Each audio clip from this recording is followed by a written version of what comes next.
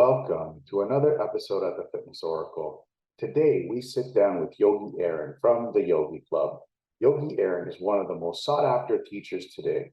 Yogi Aaron is trailblazing a new path in the world of yoga.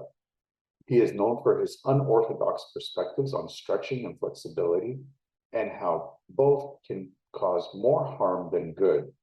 His teachings aim to help as many people as possible live a pain-free life so they can realize yoga's true intention.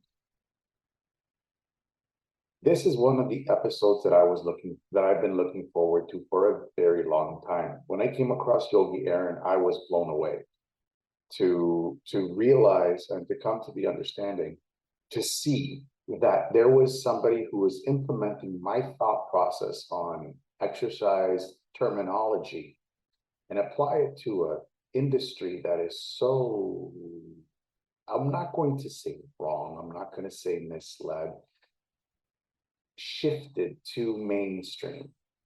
And for this industry that is so unmainstream, how they use mainstream terms to identify certain topics. In this episode, we talk about Ayama, we talk about MAT, which is muscle activation technique. We talk about connection. We talk about stretching, something that him and I both agree on. And we talk about how he implements it during his yoga sessions. It's quite interesting because the way that we were taught how to do MAT, I don't know MAT, but I've done Jumpstart. It's on a table and he doesn't have a table while he's doing classes.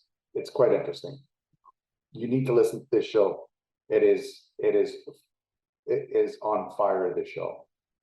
Really, grab a pen and paper, grab a cup of joe, and really pay attention to what we're talking about here, because you are going to love this show.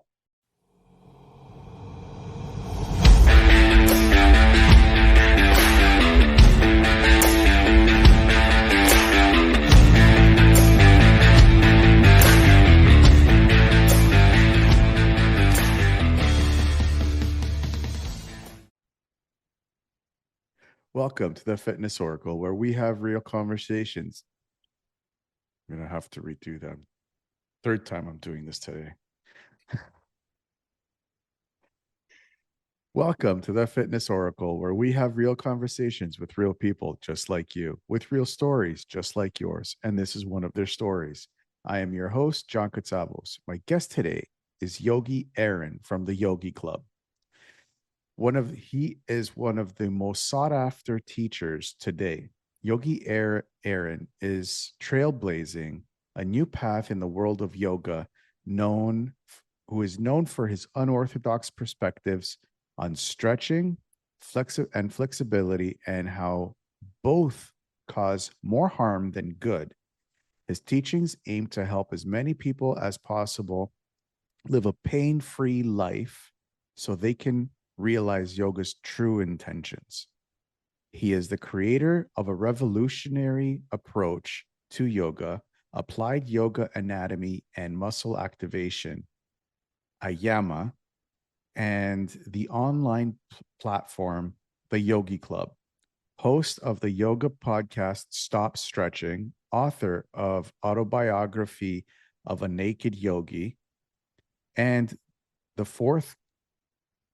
forthcoming book, Stop Stretching, a new yogic approach to master your body and live pain-free, and is the co-owner of Blue Osa Yoga Retreat and Spa in Costa Rica, where he leads the Yogi Club yoga teacher training immersions year-round for students from all across the globe.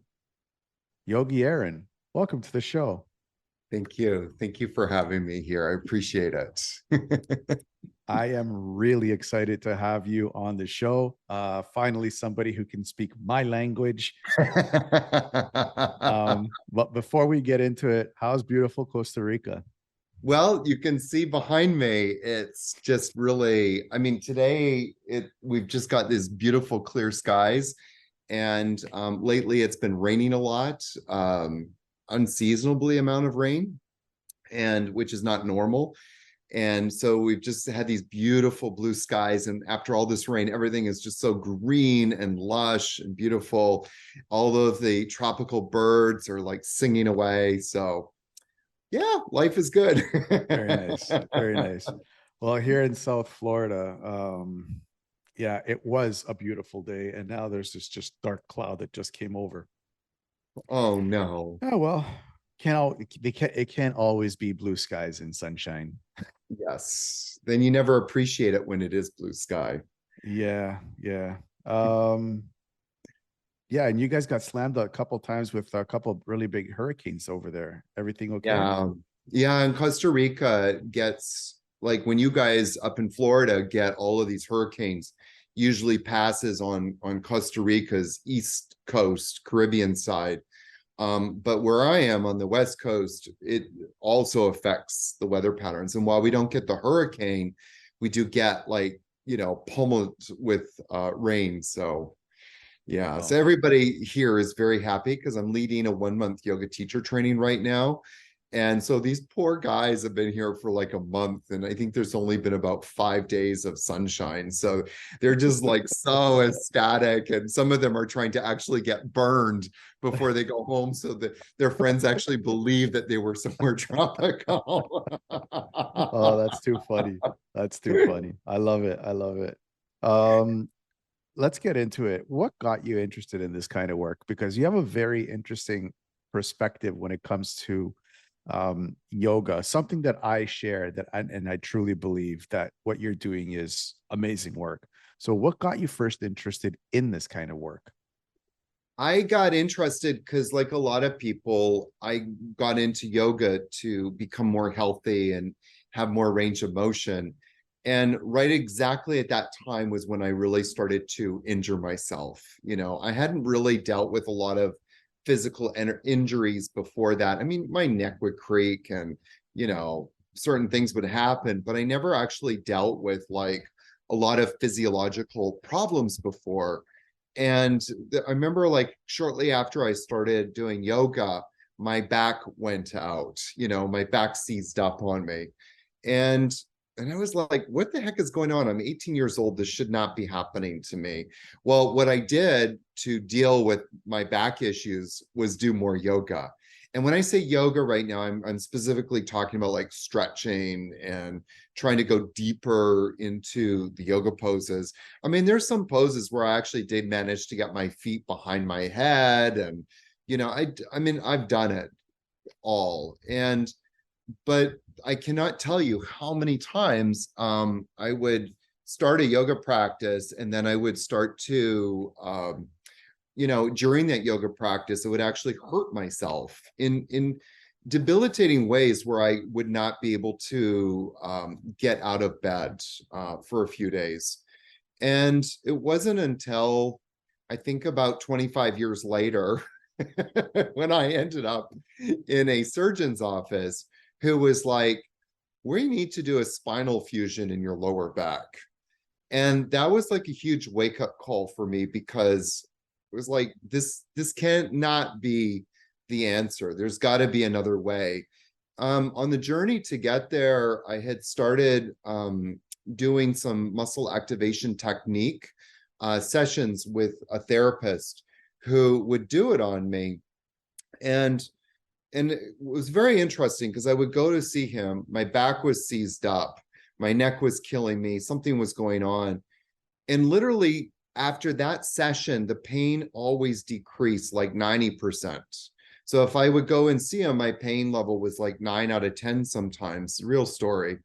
Afterwards, after seeing him, it would drop down to like a 1, which is quite remarkable because not even drugs will do that. I've taken some heavy drugs. Nothing has really dealt with the pain that I was dealing, that level of nerve pain. So after I had the spinal fusion, I went to see him, and my guy, his name is Eric. He's based out of LA. And he said to me, the stretching is making it worse. And I went, what? And here I thought I was doing something good. And he said, no, the stretching is making it worse. He says, let's get, X muscle group stronger. I think the muscle group that we got strong was like all my hip flexors. And so he got my hip flexors strong. He would passively start to stretch me. And it was nothing intense. It wasn't like, trying to put my foot behind my head. It was just a simple little movement that we do consistently in yoga. And the muscle went like weak like that. And I was like, are you kidding me? How many people am I damaging and hurting in my yoga classes? And that moment on, I swear to you, I have not stretched and I have not taught stretching since then.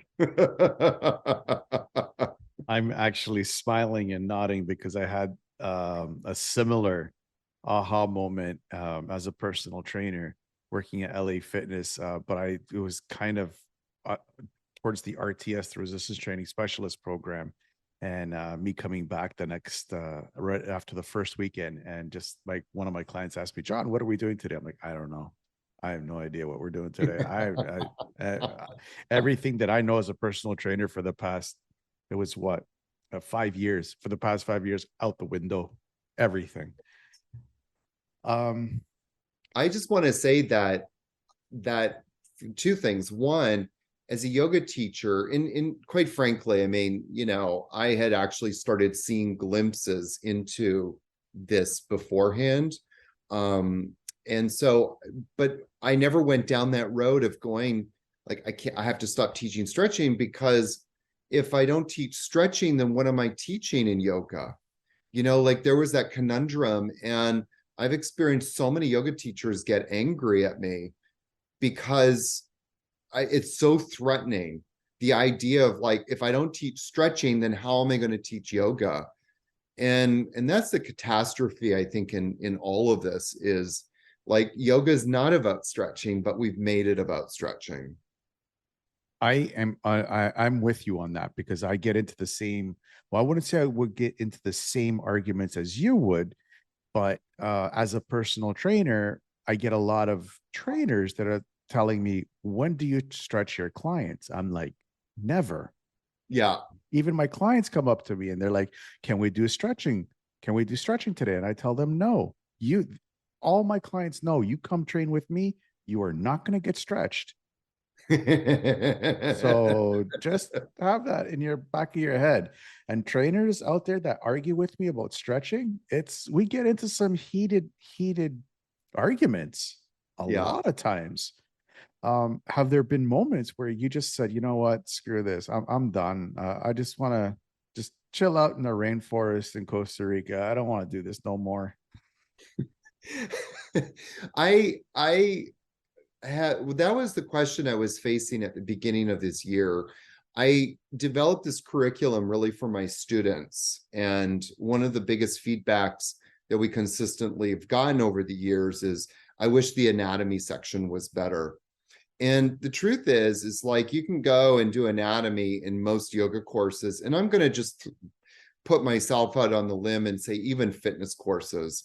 And the functional, that's the key word I'm using here, functional anatomy is really pathetic.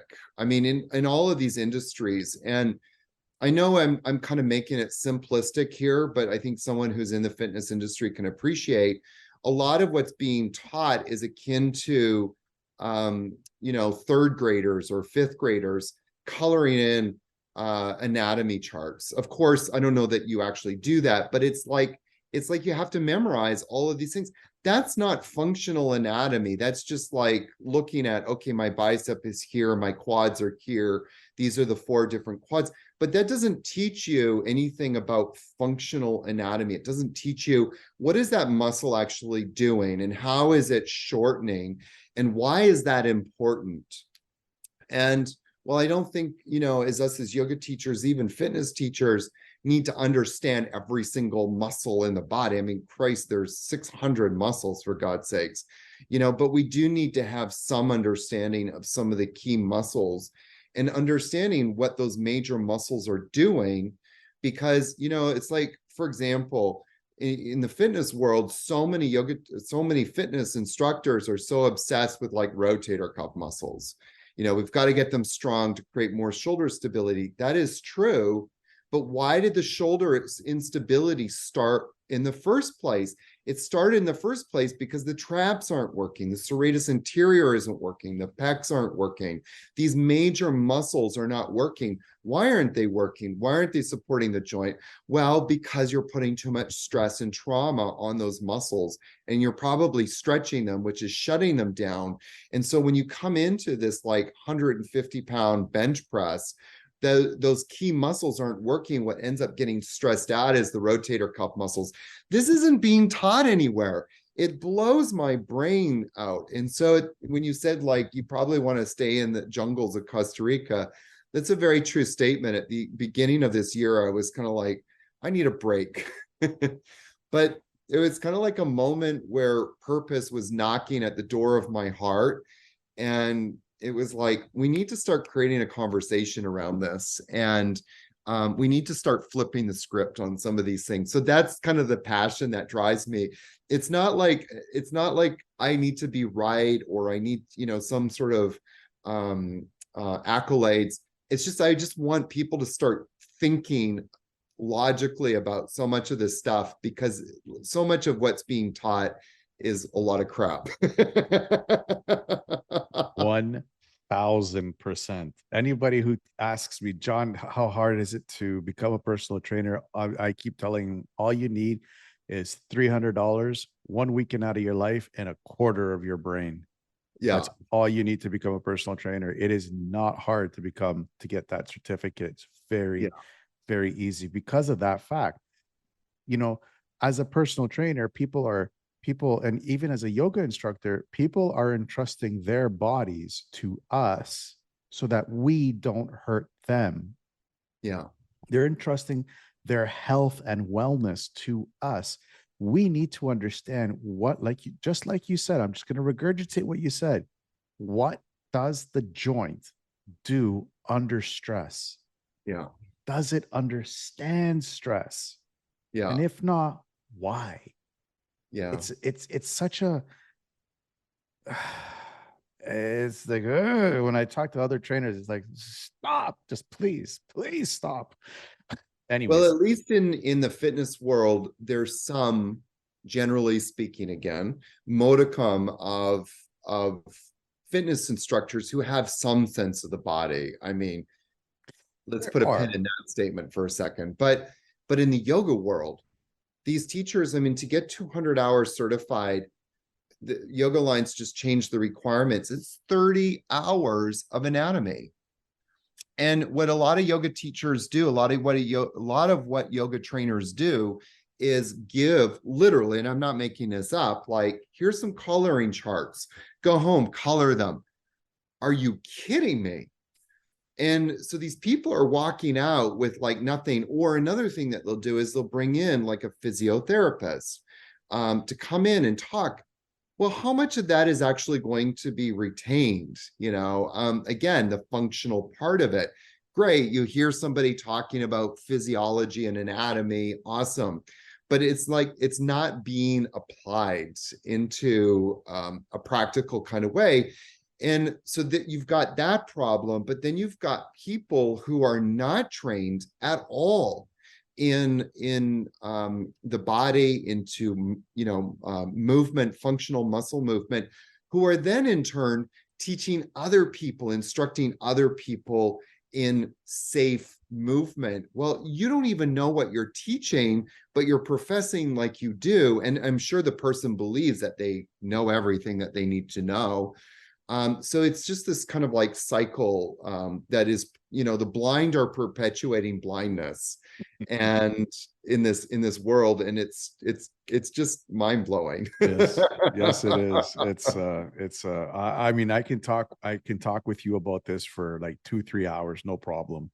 But staying on your program, because your program is actually quite interesting, because of the entire yoga space. Everybody's thinking about longer and leaner muscles to make stronger, which is nonsense. We'll get into stretching in just a little bit, but I want to talk about Ayama. How did you come across Ayama to become what it is today? Well, I mean, I started getting into muscle activation technique. That was my doorway into all of this. Muscle activation technique, for your listeners who don't know, is designed by Greg Roscoff. And he started to realize that a lot of muscle function was being debilitated through the neuromuscular system. And so it's like connecting a brain. It's like the brain is connected to the muscles through a telephone wire, the nervous system. And so the muscle sends a message to the brain, we need to contract, and the brain sends a message to the muscle, contract. And so when you reach down and pick up your dropped keys, all of these muscles should be engaging, your trunk flexors, your hip flexors, you know. But the problem is that people are bending over to pick up the keys and the muscles aren't working. And so the body then senses instability and sends out a nationwide Amber Alert, like, you know, all the other muscles, like your back muscles and, the, you know, hamstrings, like contract, contract, contract to create stability. And as I was going through my MAT training, the question I kept asking was, well, out to people at MAT was, are there any people in the yoga world doing this? And the answer kept coming back, no. And I would, you know, go on group chats and whatnot. And I realized I need to create my own system, which, by the way, I was very reluctant to do. I mean, I'm much happier to follow somebody else's system that works well, right? It's less work. I had to really go to the drawing board and just say, well, if we're doing this kind of sequences, if we're doing these kinds of postures, what is it that we need to actually do? And that was sort of the, you know, that was the arena that I started to approach all of this. And the most fascinating thing about going along this journey is, like, you know, if you're going to do a hard yoga pose, like, for example, wheel pose, you know, where you're kind of like on your back and then you bring your hands by your shoulders onto the floor, you push into your feet and your hands and you lift yourself up. And a lot of yoga teachers will spend, you know, the good part of an hour and a half class preparing to get into that pose by doing a lot of hip openers again, and doing a lot of like stretching the quads out, stretching the heart or the muscles around the heart, stretching the core muscles. And what I started to realize is, like, actually, number one, we don't need to spend an hour and a half preparing to get into wheel.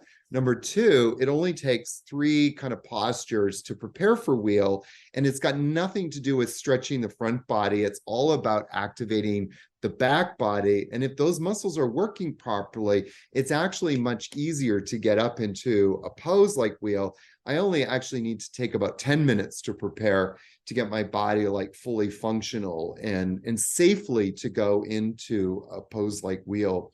So just kind of like over time, I just started to piece all of this together and kind of took what Greg did.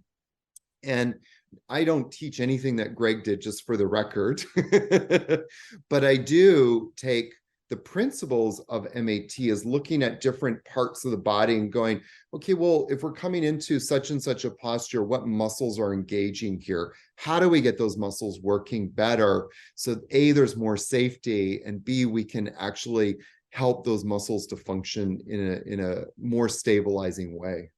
It's interesting because I know Greg Roscoff and his practice, because I've had it done on me multiple times. Yeah. And it's hugely effective with turning muscles on. But it's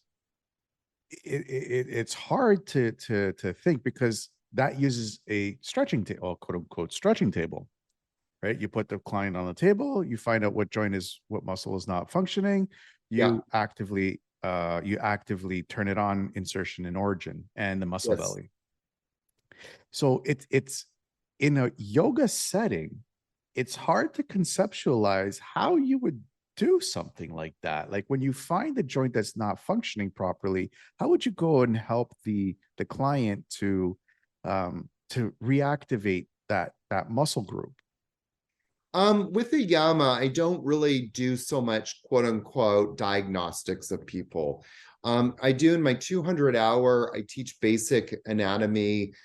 We teach the principles of Ayama. We go through I've defined 7 groups of muscles that we focus on that is really specific to yoga. In the 300 hour that I do teach some diagnostics. I've taken Greg's, basic box principles, and then we kind of take that and bring it into kind of a yoga practice that would be really used for one-on-one, but in a group setting, we don't. So what we do though, is we look at like, what are some key areas of muscle dysfunction that people are working with? And so, or may know that some of the main problem areas are always stemming from hip flexors. They always stem from trunk rotators. The trunk not being able to rotate properly is always going to put stress on the knees and the hips. We also want to look at like hip extensors and back extensors. I always tell people, like, my number one pose for longevity is to lie on your stomach and lift your legs and your chest off the floor, which sometimes we call it Superman pose. So I don't try to really identify people's individual problems in a class setting. What I do is I try and anticipate, most people are dealing with X issues. And so I teach a class to bring more stability to those areas of the body, which then in turn, it's like you got to work out before you can start working in. You can't work, like if you have shoulder issues, the absolute wrong thing to do often is to just go directly to the rotator cuffs. We got to make sure that the pecs are working, because they play a pivotal role in shoulder joint stability, that the serratus anterior is working, that the traps are working. So let's get the big muscle groups working first. And usually, not always, but usually that will solve the problems that people are dealing with their knees or shoulder joints or elbow joints. I had this one woman come to my training one time who was dealing with shoulder problems. We didn't do anything for the shoulders, but I focused the whole entire, it was actually a week retreat, on developing core stability. And she actually told me, like 2 months after she went home, she was pain-free in her shoulders, which was just amazing. We didn't even stretch the shoulders or work on anything up there. It was just about like, let's get the trunk and spine stabilized. And that usually solves a lot of problems. I do some diagnostics on people, obviously, in private sessions. That's where you can sort of isolate things. But again, even then, you're still working, from the outside in. This is kind of like a story that Greg tells about when he worked with a golfing pro, and this particular golfing pro had a frozen shoulder. Well, when Greg checked him out and did a diagnostic, it's like, yeah, there's shoulder issues, but all of his rotators weren't working. So if you can imagine, as a golfer, you're, and I'm not a golfer, by the way, so don't judge me. But I'm coming back and then I'm swinging, well, if these rotators aren't working, what is carrying the load of the entire body? The shoulders. So this golfer pro's shoulder was dealing with stress, trauma, and overuse. And once Greg got the rotators working in the core and the trunk and spine, guess what? The shoulder problems disappeared. Mm-hmm. I am going to agree with everything that you just said, because ever since I've been introduced to Jumpstart MAT, our resistance training specialist program, you're right. Majority of the people, their hips and their trunk is one of the main reasons why people can't function, why they have pain everywhere else. Yeah. Another big part is the ankle, but we're going to get into some terms that drive me nuts, and I'm sure they drive you nuts too as well. I want to talk a lot about the entire concept behind stretching and making a joint more flexible. Yeah. How does stretching harm the body? Well, there's a few explanations I can give for why stretching is bad. If you, like, for example, this is a stretch that a lot of bodybuilders do, is they take their arm up to the sky, and then they take their hand and reach in between their shoulder blades. Okay, so they're trying to push their hand down the back and reach further down the back in between their shoulder blades. Well, then they take to get further into it. That's an active movement. Throughout this whole movement, my brain is connected to all the muscles that are doing that movement. But then what a lot of bodybuilders do then is take their other hand, bring it to that elbow of that arm and push the hand further down their back, which then starts to overstretch the latissimus muscle, the pecs. I mean, there's all the deltoids.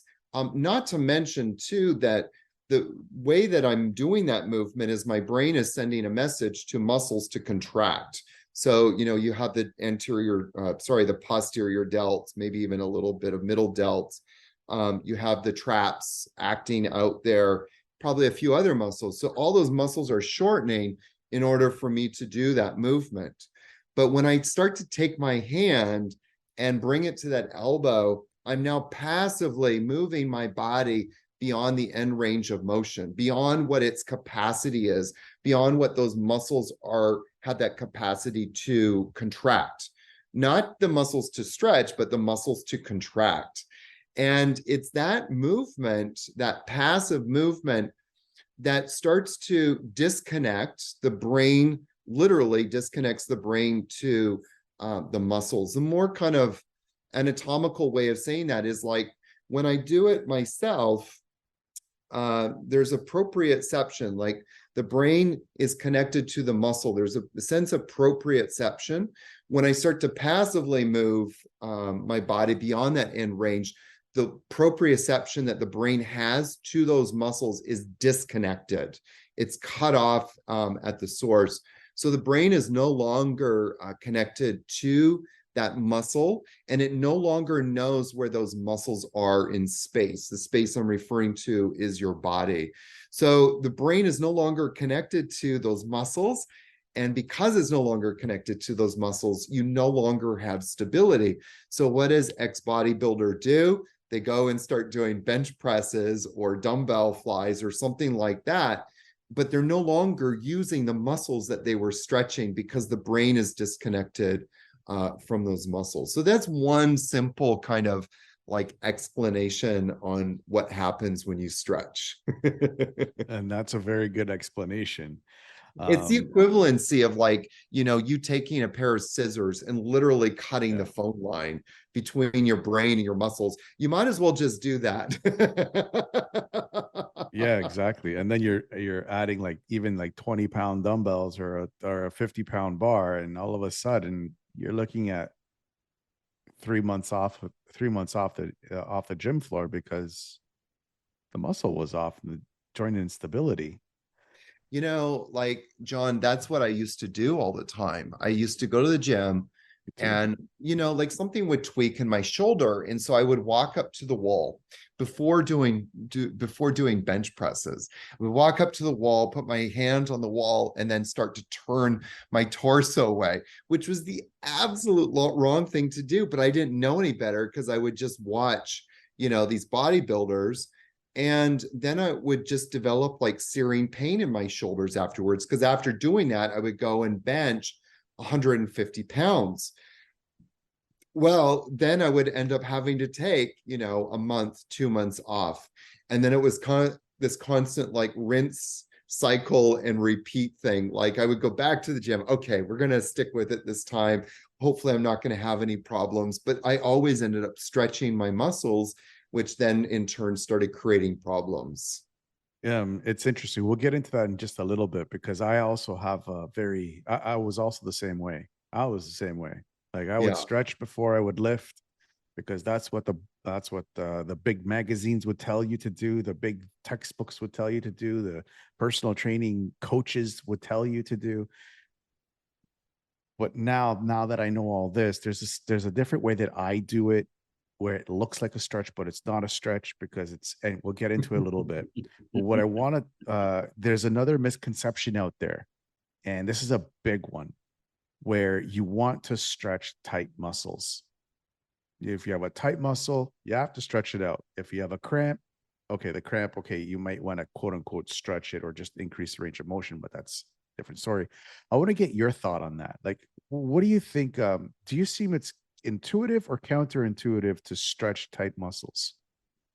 Knowing everything I know now and conducting as many experiments as I've conducted, I just do not recommend stretching anymore. I got into a big argument with a teacher recently. And so I was leading my 300 hour, and I was not teaching, obviously, any stretching. This teacher came in, and I had very clear instructions: do not teach stretching if you're going to teach any yoga. But I actually had thought like they were not going to be teaching any asana, any posture. So I really wasn't worried about it. I quickly realized that they weren't honoring our agreement and started teaching like a lot of postures. So, but one day they were teaching wheel pose, this wheel pose thing that I was talking about. And so what they did was, there's one pose in yoga that you sometimes do where you come into a lunge and then you take your back hand and grab your back foot and pull that heel in the lunge pose. So the back knee is on the floor. You pull the foot towards your glutes, trying to create a bit of a thigh stretch. And this is so common in the yoga world to prepare for wheel pose, because you have to open up the thighs. Well, by doing that, what you're actually doing is forcing the hamstring. So if I'm bringing my heel towards my glutes, I'm actually forcing the hamstring to shorten beyond what its capacity is to shorten. Again, brain disconnects to hamstring. So when she had all these students come up into wheel pose, a good majority of them ended up in serious knee pain the next day. And I was like, what the hell did you guys do? Like, why? You can't be getting knee pain because I fixed you guys, right?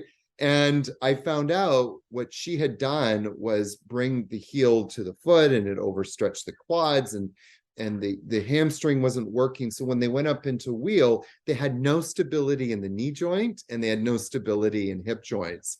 And I got into a huge discussion with her, and she was like, but sometimes there's just so much condensed fascia around the muscle that we just have to break it up. And I'm like, yeah, but you just created instability and now people are in more pain. And there's this idea out there that you have to break up this stuff. There's nothing to break up. The body actually will create, like if you have instability in joints, the body does create adhesions, and those adhesions can cause a lot of problems. But what we know is, like, as soon as the muscles start working, the adhesions actually start to disappear, and the body starts to correct itself. But it doesn't start correcting itself until you have stability. So like with a lot of guys out there probably listening to this podcast right now are dealing with tight hamstrings, like, yo, my hamstrings are tight. and they're like, I gotta get those hamstrings, loosened up. I want the trainer to force me to stretch them. But what you really need to do is get the quads working. And actually, I have a couple of videos that I've made where you kind of do a test first. You see what your range of motion is by bringing your leg up as high as you can when you're lying on your back. And then you kind of do these exercises to engage the quads. And it's fascinating to me, like most people, not everybody, but most people get 20 to 30 degrees range of motion once we start to enable the quads to start contracting properly. So there's the agonist and antagonist muscle. You have the opposite muscle. The opposite muscle, in this case, the hamstrings, are not going to let go because the quads are not engaging properly. They're not contracting and contracting on demand. So once we start to improve the quads' ability to contract properly, it's amazing how much range of motion you get, but you just don't get more range of motion. You get range of motion with stability. So your body is actually stable in that newfound range of motion. That's a lot. That's a lot. I agree with it because that's exactly what has to happen. My way of quote unquote stretching people is I put them in a desired or a controlled, or at the end of the controlled active range of motion, meaning what you can actually control and introduce tension, maybe half a degree past that, and introduce tension there, and tension through that new range of motion. That's what Yeah. I do. And I see a drastic change in people's ability to lift or do new poses or whatever it is that they do. Yeah. It's the Like, way so if you wanted to help somebody, like, so you're lying on your back and client brings their right leg up to the sky, what a lot of teachers will do is bring, or instructors bring their hand to the heel and and push push. the heel. But what you should do, if you really want to help that person, is bring your hand to their shin bone and say, press into my shin bone. And I think that's what the tension that you're speaking of. So that way they're actually, engaging as they're pressing in, and that will actually start to improve not only range of motion, but also activate all of the hip flexors as well, and Yep. create more stability. Yep, absolutely, 100%. And it's like you limit the amount of pain that the person is in. What about you? Do you have a healthy way to quote unquote stretch people? Or do we just have to, or do you believe that we have to just give it up entirely? I think that there might be an argument to make, maybe like, and I'm going to say this very delicately, like maybe 0.25 to 0.5% of the time to stretch somebody. And I'll give you a specific example, because this is something I'm currently dealing with. Is like, so when I told you I had ended up in a doctor's office with spinal fusion, one of the things that I've been doing is going to see someone with one of these kind of extension tables. So he puts me on the table, he puts a strap around my hips, and I'm holding on to something with my hands, and then he pulls my my hips away, which is essentially elongating the spine. And it's this really cool technique where it starts to open up the spine and then contract and opens up. And the idea is that it actually will start to pump fresh fluids, blood, into some of the disc fluid where the discs have been compromised. And recently I was dealing with an issue, and I went to see him and do a bunch of treatments. And the first 4 treatments he did on me, I could barely get off the table, because he actually turned up the volume a little bit. So it was a little bit more of a quote unquote stretch. It was stretching. And that goes back to that proprioception. My brain did not know where any of my back muscles were. I needed to do that because my back was dealing with some issues, and we're trying to correct some of the disc stuff that's going on. No matter how much muscle activation you do, it's going to be very difficult to correct some of that disc stuff once it starts to go out. So he was doing that. And so I think, like, in some situations, there's an argument to be made. But here's the deal. He turned up the volume because he knows I'm going to go home and I'm going to do a series of exercises to activate my psoas, which maintains, lumbar curvature. He knows that I'm going to go home and do all of these like Superman poses to start, exercising those muscles and to start working with them. So he knows that I'm going to have more stability. And any kind of like thing where you start to stretch, I would say maybe 5%, like 0.5% of the time. And I'm very hesitant even saying that, because people take that and open up a huge door. Well, Yogi Aaron said this, but it's like, no, like the body works better when you don't stretch. The body works better when you start to ask yourself, well, why is there tightness there? So if you can only bring your arm up this far, it's like, well, why can I only bring the arm up this far? Well, most people go, well, these muscles are tight here, I need to stretch those muscles underneath the arm. But they don't go, well, actually, what's lifting the arm? We need to improve the muscle function of those muscles that are actually moving that arm through that range of motion. And just like the hamstrings, again, hamstrings are tight because the body senses instability. When the body senses instability, it's going to be like a protective mechanism. The brain sends a message to all the muscles: tighten up, tighten up, tighten up. What we need to do is start using our inner intelligence and go, why is the body becoming tight? It's becoming tight because there's instability. What muscles do I need to work on to get more stability? Yep. Yeah, I agree. I'm going to agree with everything that you say because I know exactly what you're talking about.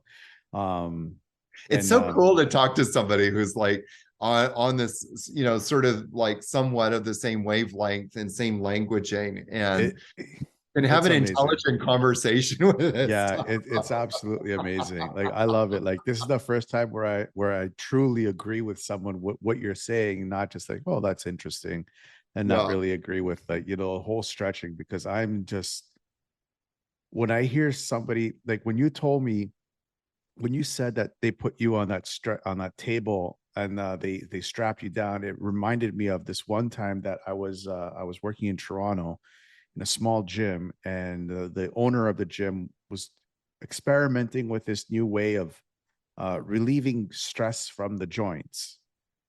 And he literally grabbed my legs and he was heaving on my legs. I was like, no, I'm done. I'm done because I felt something pop out of my hip, and all I had was pain. And I was like, I'm done. I got to go see my buddy Brandon up in Newmarket at Strata, and I'm like, I'm done. Like, I'm not letting this guy touch me ever again. Yeah. Because, like I said in the beginning, I mean, we're in the industry to help people with their health and wellness, Yeah. not introduce more pain. So, which I want to kind of backtrack a little bit and talk a little bit more about the Ayama method that you've created. Um, how does it help eliminate pain? Like we've kind of covered it, but I want to talk a little bit more about how it actually helps eliminate pain for the person that's doing it. Well, pain is always a symptom of inflammation. And why is there inflammation? Because certain muscles are experiencing stress, trauma, and overuse. So one of the areas that I deal with pain is in my lower back, for example, and or in the past, not so much now. Let me actually use a different example because this is really kind of cool, is my knee, my right knee. And so when I was like 29, 30, 31, I had to stop hiking. Hiking is one of my favorite exercises. And one of the hikes I did, I came back and my knee was so inflamed. And I couldn't walk for about 3 days. Well, why was it inflamed? Well, I didn't know at the time. I just thought that I was getting old and I had to stop hiking. Well, what was going on, looking back at it, was those key main muscle groups wasn't working. And so what happened is like, there was no stability. The knee is like bone pressing on bone, in the thing. That's part one. Part two is all of these like little muscles and tendons around the knee. So you have plantaris, there's another one called popliteus, I think, if I said that correctly. There's like these little muscles around the knee that are supporting that joint of the knee, plus tendons, cartilage. And so these things are supporting the knee, but that's not their job. Their job isn't to support the joint of the knee. And so they become, stressed and traumatized, and inflammation is always going to ensue. So where Ayama comes in and goes, okay, what again are the major muscles that we need to get working? We need to make sure that the rectus femoris, which is like the number one quad muscle, the most surface of the quad muscles, we need to make sure that the psoas is working. I've actually traced a lot of knee problems to the psoas major.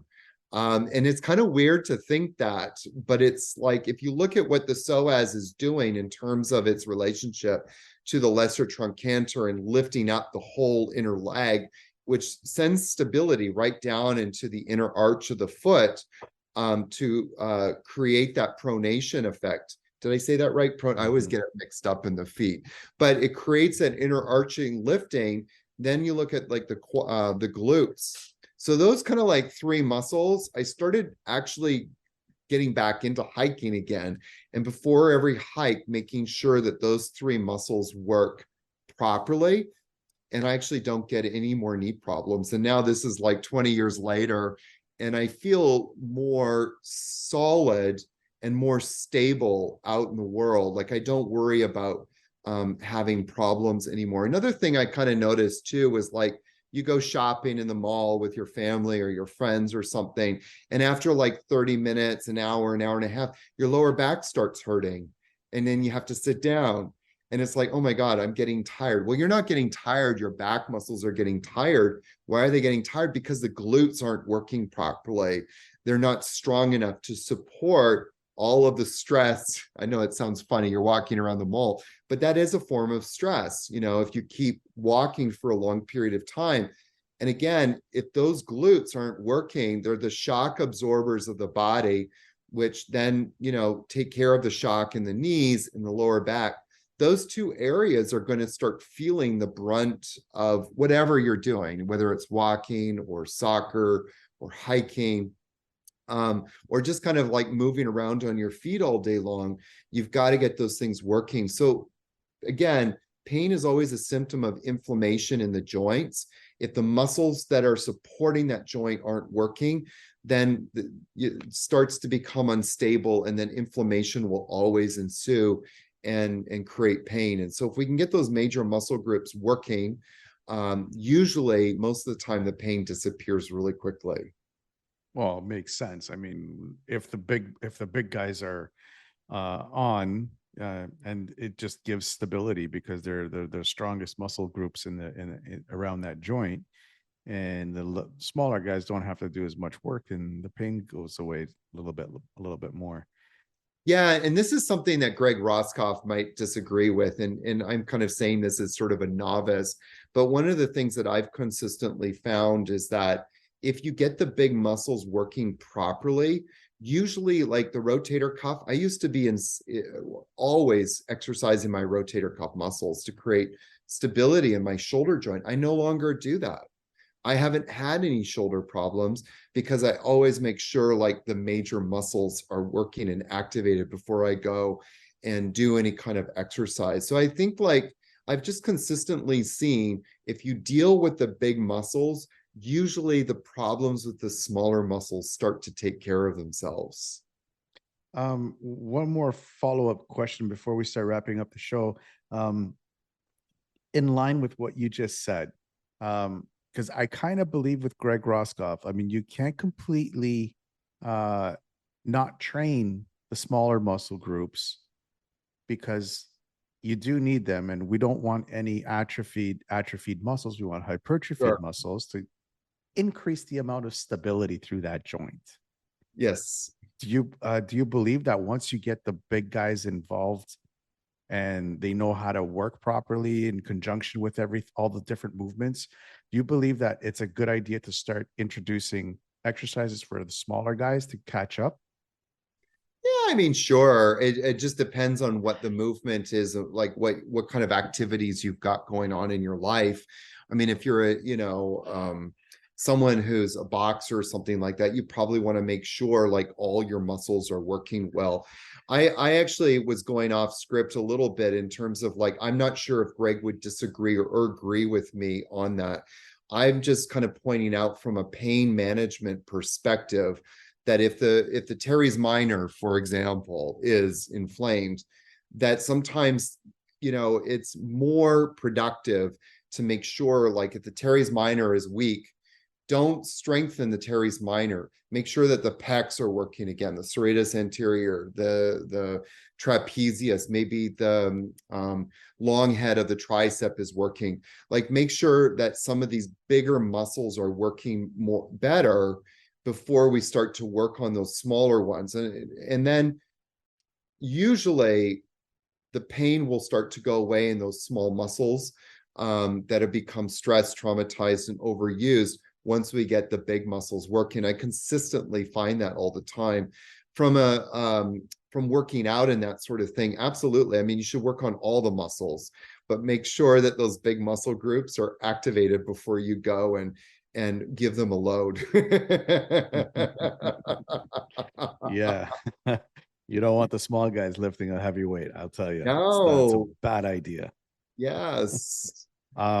we're I mean, coming it's close. shocking to me, John, how many people in the fitness world like are constantly getting knee replacement surgery, are constantly getting the shoulder operated on, and they get their shoulders operated on, and then they just go back to doing what they were doing before. It's like this is what motivates me to come out of the jungles of Costa Rica and start a conversation. We have to talk about the insanity of this and bring some sense where common sense has been forgotten. I'll be honest with you. I'll be transparent, completely transparent with you. Most of the guys that go into surgery for like a knee or a shoulder thing, if they tore a bicep or tore a hammy or tore a quad or tore a tricep or whatever, it's usually because they are taking something that they shouldn't be taking and not properly training the right way while they're taking that something. Yeah. I've had too many conversations with, not, I won't say clients, because I have very strict rules when it comes to that with my clients. My clients know very well, like when I do catch you, and I will catch you, you'll be fired right on the spot. Like, I don't want to be associated with that stuff at all. But Yeah. like just other members of the gym, I'm like, oh, I haven't seen you in a while. Where you been? Oh, I tore my bicep. I'm like, you tore your bicep? How? Oh, I was doing bench press. Like, how much were you lifting? Oh, it's a ridiculous amount. Like, were you taking something? He's like, yeah. Well, what I can tell you is especially in the yoga world, it's shocking to see how many teachers, like senior teachers, have had hip replacement surgeries and knee surgeries or shoulder surgery. And it's like, and they go back to teaching exactly how they were teaching before. That nothing has changed. And so that's like part of the conversation that I'm trying to start. Well, that's great, because it's needed. The conversation is needed, and just trying to give a different perspective on common terms that we have. It's very important. I mean, I've had conversations with so many trainers on different types of terms. Stretching is one of them. Flexibility is another one. Shear in the knee is just one that drives me freaking batty. It's like, oh my God, there's no shear in the knee. There's no way that you could do shear. If you have shear in the knee, you got bigger problems than worrying about your knee going forward past your toes and during a squat. Yeah. And it's gonna be painful. That's gonna be a Yeah. painful thing. Anyways, um, we're coming up close to the end of the show, and these are the 7 or 8 questions I ask all my guests. I just want to get Okay. your perspective on these topics. With the increase in people suffering from depression from the past 2 to 3 years of uncertainty that we've been living in, what Yeah. would be the one thing that you could tell them to keep their hopes up? If people, for what would be the one thing for people that are dealing with depression from the last couple of years to keep their hopes up? Oh my God. I have to think about that. I mean, I think that we're living in an age where we just have so much opportunity, and sometimes opportunity isn't what we think it is. The pandemic was actually a huge blessing in disguise for me, because it gave me the time and the opportunity to go back and kind of work through a lot of this stuff that I'm talking to you about. And so if anybody is dealing with, like, some of what you just mentioned from the last couple of years, I just pray, find some space and time in your life that you can just sit with yourself and ask yourself, what is really most important to me, and just go and do it. Because no time in history has there ever been afforded us the opportunity and the options to, workshop ideas, workshop those things that help us to feel like we're living our life purpose than at this moment in time. So I'm very optimistic about this moment of time that we're in. That's very cool. That's very different perspective on it. Most people are like, Yeah, they're glad that it's somewhat over, and I'm like, well, like you said, it gives you a different perspective on life. That's Yeah. very cool, very cool. What's the one thing that you do daily that amplifies your ability to stay focused? There's a few things that I do. One is affirmations. I use affirmations a lot, and they really help to focus my mind. Breathing exercises. There's a breathing practice called one-to-one breathing or pure breath, where you practice breathing diaphragmatically, deeply. And you also are more to the point focused on balancing inhale and exhale. So many people breathe erratically, and that erratic breath is always mirrored in the mind. So if someone feels like erratic, unfocused in their life, that life is kind of chaotic, look to your breath, because your breath is probably mimicking that chaos. And the really cool thing is that if you start to change your breath, you can change your life. And that's a really kind of powerful idea in Tantra yoga. Is all you need to do to change your life is change your breath. So create a balanced breath, really commit to doing that. And probably people listening will just kind of go, oh, that's really nice, I should try that. Not, but that's why you come and hang out with me for a month, so that for a month we can focus on getting the breath working and developing that one-to-one breathing. It's a remarkable breath, and it's life-changing. And I could talk for another hour on it, but I won't. So those are a couple of things that I do. Oh, and the other thing that I do is I wake up every morning and ask myself, am I living my life purpose? And if not, how can I live my life purpose today? That's awesome. And I could talk to you about connecting your breathing with your emotion, and getting it all in balance, because in Sistema, that's one of the main things that we focus on. That's the only thing that we focus on is breathing. It's powerful. It's like you Powerful. said, it's life changing. It's life changing. Yeah. Isn't that kind of cool that all you got to do to change your life is change your breath? Yeah. I mean, we spend so much time in therapy and doing a lot of these things, which has their value. But to change your breath, like, you can just bypass so much of that stuff just by changing the momentum of our breath. It cannot be understated. And listeners, for you guys listening out there or watching this on YouTube or Rumble, it's free. We It's free. if you could pick up the phone right now and call yourself at 20 years old, what would you tell yourself? Chill the fuck out. Can I say that here? Yes, you can say it. You can say it. That's Then chill fine. the fuck out. I was so wound up, always worried about things. And it really took me many, many, many years to figure out, like, just enjoy the ride, and I wish I could go back and tell my 20-year-old self that. Just chill out. Looking back, would you change anything? If I changed anything, then the fun of the adventure wouldn't have been had. And so I really appreciate my ignorance that I used to carry when I was younger, because it got me into loads of trouble, and that trouble has made me the person I am today. I do wish sometimes that I knew the technology around stretching, and muscle activation. I wish I understood the technology of muscle activation back then. That's one thing I wish I could change, just because I would have lived with less physiological pain. But it's not the story I was given, so now I live to teach that. Very cool. Very cool. What scares you?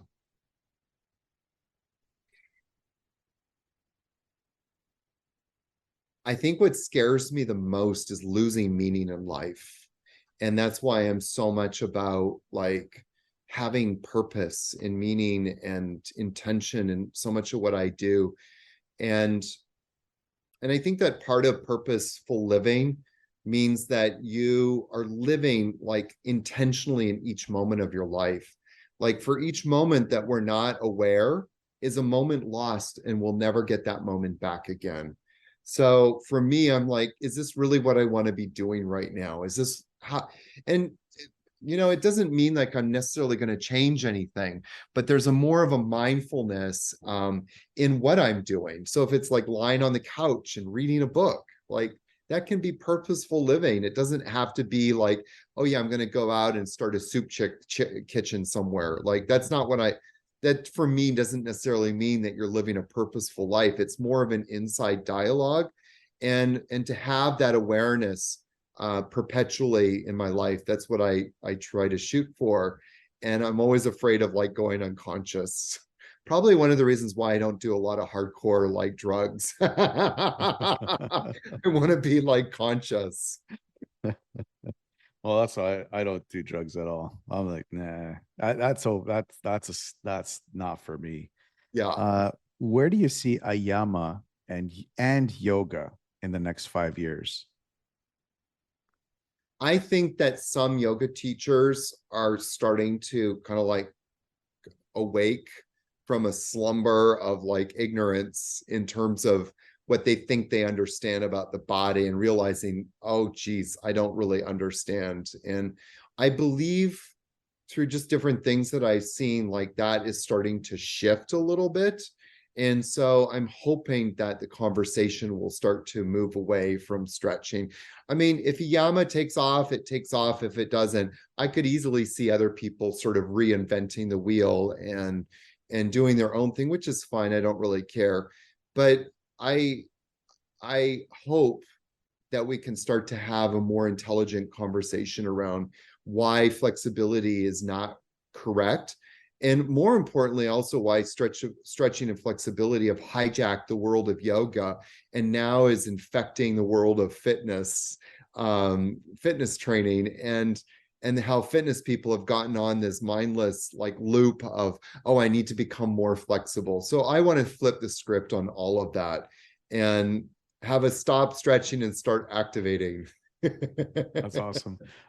Just to add to your point, stretching and flexibility have been a cur in fitness industry since the 70s. So Yeah. it's an old argument that you're trying to remove, and it's very difficult to do it. Yeah. How about you personally? Where do you see yourself in the next 5 years? Oh my God. I don't have a clue.